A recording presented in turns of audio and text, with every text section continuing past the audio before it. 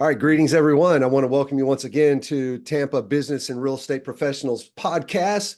Today we are interviewing Freddie Rappina from Opta Financial. Freddie, welcome to the podcast.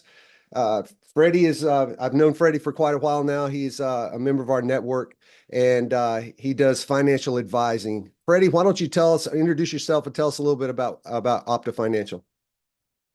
Hey Gary, thanks for having me. So I founded Opta Financial.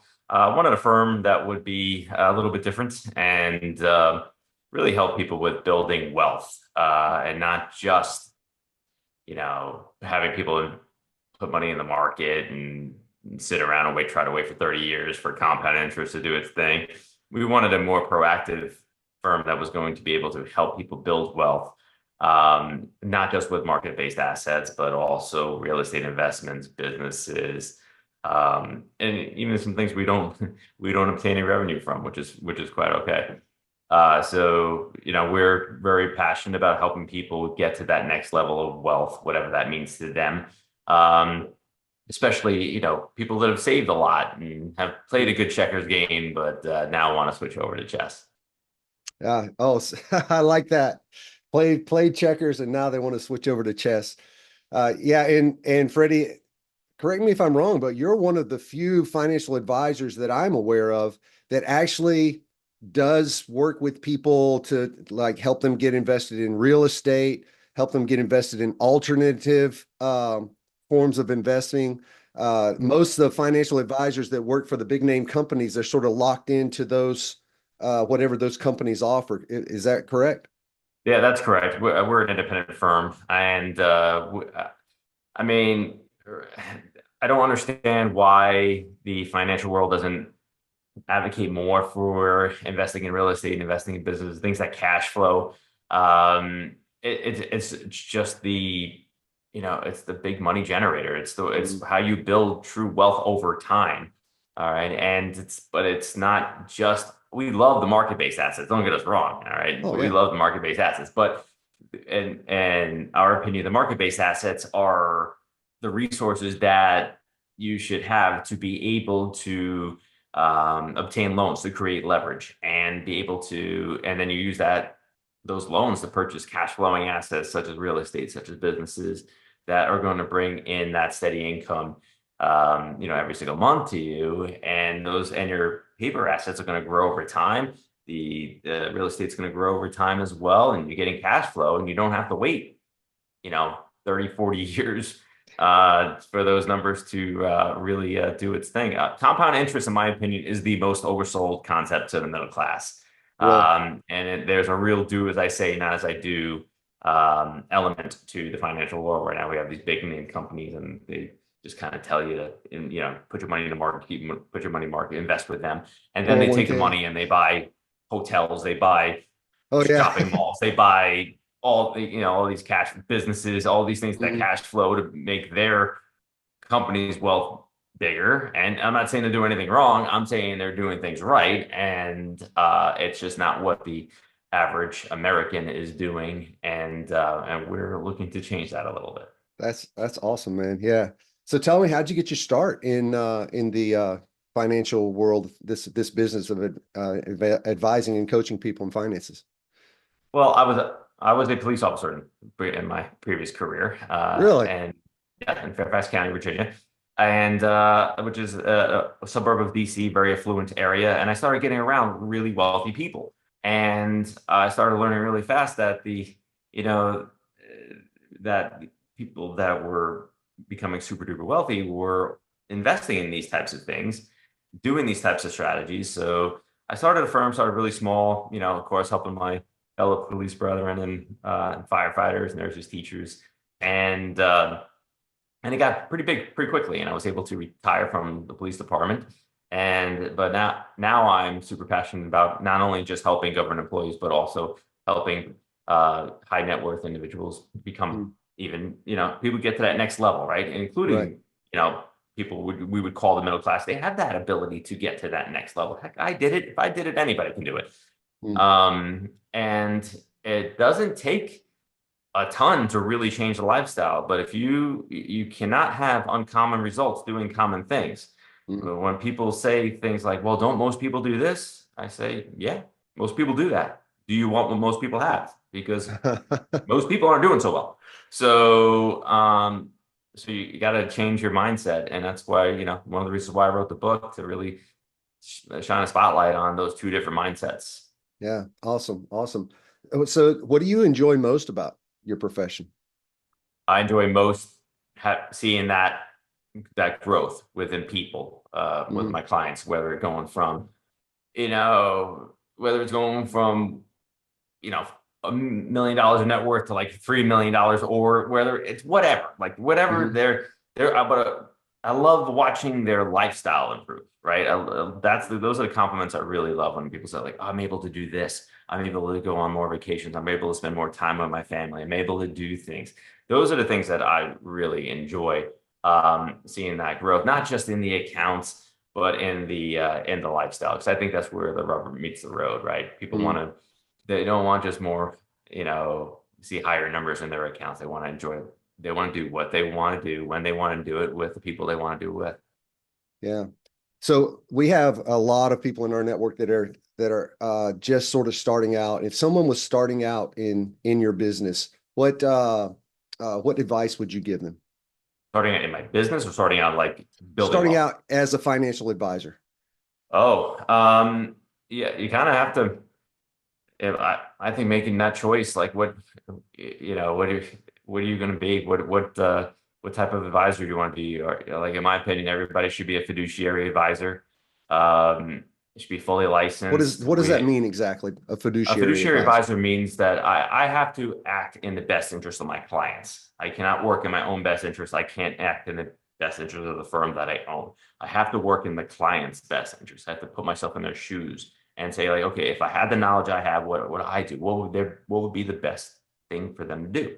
And unfortunately, especially here in Florida, there's a lot of people running around saying they're financial advisors and they're not at all. They are not licensed. They are salespeople selling insurance products, or just mutual funds, just like some kind of commission-based product. And if they're overt about it, I don't have a problem with it, but I have a problem with it when they're like sneaky about it, when they're they're disingenuous about it. Like, no, this is what you do.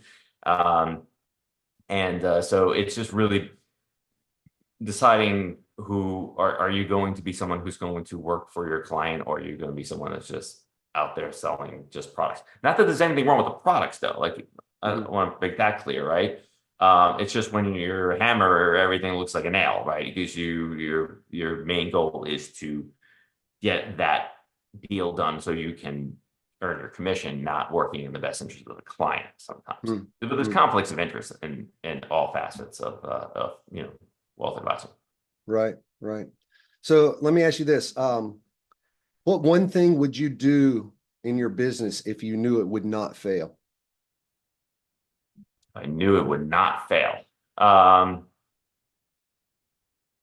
I would take out massive loans. I'd borrow more money. If you borrow more money, I'd that borrow. I'd borrow every dollar I could find. If I knew it was going to fail, I'd be like, well, yeah, like why wouldn't you? Um, that's awesome, man. That's the first time I've gotten that answer for that question. That's great. Well, whatever. If I knew whatever was I was going to buy couldn't fail, yeah, yeah. that's that's great. That's great. What changes have you seen take place over the years as you've been doing this?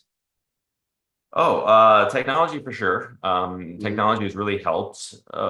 Things that would take me like 4 hours 5 years ago now can take me 45 minutes. And what we have done is um, we have lowered our fees over the years to kind of complement that and pass that type of savings on to our clients. So we charge, much less than the average firm does. Not to say that their prices are, you know, gouging. We're just saying Mhm. we're able to be more affordable because for two reasons, actually. One, the relationships we have with our clients that we've already established, which is great. And secondly, I know how to build wealth myself. Mm, So I don't need to bleed out the clients to, mm, afford. my son's travel baseball programs and my daughter's cheerleading competitions and all that stuff. Hear So we that. pass that on to the client. Those are the other changes I've seen. Um, some of them have been positive. The Department of Labor being able to kind of say like, "Hey, man, we need more people who fiduciaries. If you're gonna sell products, you have to do it in the client's best interests." And there's been a Mm, lot of pushback from the client, from the product pushers, and it's like, no, that's if you're not doing the right thing, you should be worried about these rules. But if yeah, you're doing the right thing, you should be welcoming them because it means yeah, that everybody exactly. should be doing the right thing, right? So, Agree. I would say those are the two biggest changes over the past like 10 years. That's great. Great. Hey, listen, tell me a little bit about your book and tell us how people can get a hold of you if you want, if they want to. Sure. The book is called Playing the Wealth Game. Mhm. And what I wanted to do is have like almost like a self-discovery book where people can understand the difference, what I call checkers and chess. So the middle class finance and the typical financial planning model, I call that checkers. And then there's this other game called chess where, involves a lot of different wealth building strategies, how to use leverage correctly, how to use debt, how to not be afraid of debt. And by the end of the book, the people should understand whether they are a checkers player or a chess player. I don't say there's anything wrong being a checkers player, and if you're going to be a checkers player, I want you to be a darn good checkers player. But yeah, and also people shouldn't be screaming at the moon by the end of the book, like, why do the rich keep getting richer? Mm, It is so it's because they're playing a totally different game than your average American. So I wanted to really bring a spotlight to that. interesting. And how do we get a hold of you if someone wants um to find you? The best, easiest way to get a hold of us is go to optafinancial.com. That's OPTA financial.com. And just top right hand corner, schedule a consultation. It's complimentary. And, we'll have a conversation, see if someone's a correct fit for the firm or, maybe a little guidance. And, but we want people with the correct mindset. We want to work with people who want to generate more wealth for themselves and are willing to do some things that they may not be so comfortable with right now, but they are open to it, right? So, and nothing's easy the first time you do anything, right? So we want to work with people who have the correct mindset because, when people say, I want to build wealth, and then they say, well, I don't want to do it that way. I don't want to do it that way. I don't want to do it that way either. I don't do it. I'm like, well, there's only so many ways. So, um, you kind of have to pick one or just be comfortable being a checkers player and playing checkers well. Playing checkers well. Excellent. Well, that's great. Thank you a lot, Freddie. Enjoyed hearing about your story and hearing about the Opta Financial.